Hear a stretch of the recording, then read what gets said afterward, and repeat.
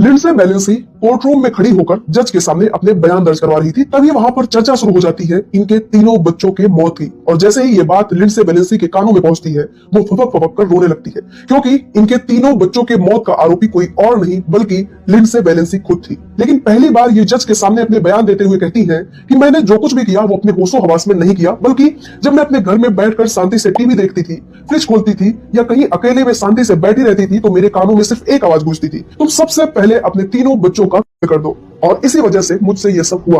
और जो आप ये लिंडसे बेलेंसी को देख रहे हैं, ये पहले से ऐसी नहीं थी, बल्कि ये एक ऐसी माँ थी जिनका आसपास के लोग एग्जांपल दिया करते थे कि अगर माँ हो तो लिंडसे बेलेंसी जैसी।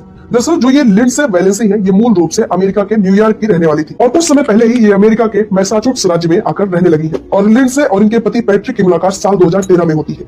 3 साल ये दोनों एक दूसरे को डेट करने के बाद साल 2016 में शादी करते हैं। और लिंडसे एक लेबर और डिलीवरी नर्स थी और जो इनके पति पैट्रिक थे वो अमेरिका के एक टेक कंपनी माइक्रोसॉफ्ट में जॉब करते थे। और शादी के कुछ ही सालों में लिंडसे और पैट्रिक को 3 बच्चे हुए। एक इनकी 5 साल की बेटी कोरा थी, दूसरा 3 साल का बेटा डाल्सन था और तीसरा इनका 8 महीने का बेटा कैलन था। और तीसरे बच्चे के जन्म के बाद से ही लिंडसे की तबीयत खराब रहने लगी।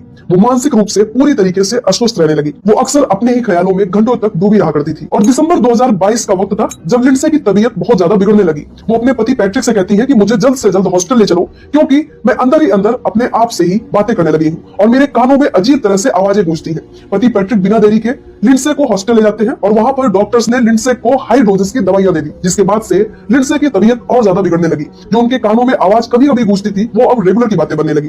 वो बेचैन रहने लगी और अपने पति पैट्रिक से इधर उधर की बहकी बहकी बातें करने लगी। और 31 दिसंबर 2022 को लिंडसे की तबीयत इतनी खराब हुई कि पैट्रिक उन्हें एक हॉस्पिटल में ले जाकर एडमिट करते हैं और लगातार 5 दिनों तक हॉस्पिटल में रहने के बाद लिंडसे 5 जनवरी 2023 को वापस अपने घर बच्चों के बीच आती हैं। और फिर वो दोबारा 23 जनवरी 2023 को डॉक्टर्स के पास दिखाने भी जाती हैं। लेकिन उसके एक ही दिन बाद 24 जनवरी 2023 की शाम लिंडसे अपने पति पैट्रिक से कहती है कि ये दवाइयां मेरी खत्म हो गई है, तुम जाकर मेडिकल स्टोर से ये दवाइयां लेकर आओ। पैट्रिक अपनी पत्नी लिंडसे की दवाइयां लेने मेडिकल पर जाता है, लेकिन जब वो वापस लौटता है तो घर में सन्नाटा मचा हुआ था। उनके तीनों बच्चे बेड पर बेसुध पड़े थे। वो फौरन अपने तीनों बच्चों को हॉस्पिटल ले जाता है, लेकिन वहां पर डॉक्टर्स ने उन तीनों बच्चों को मृत बताया।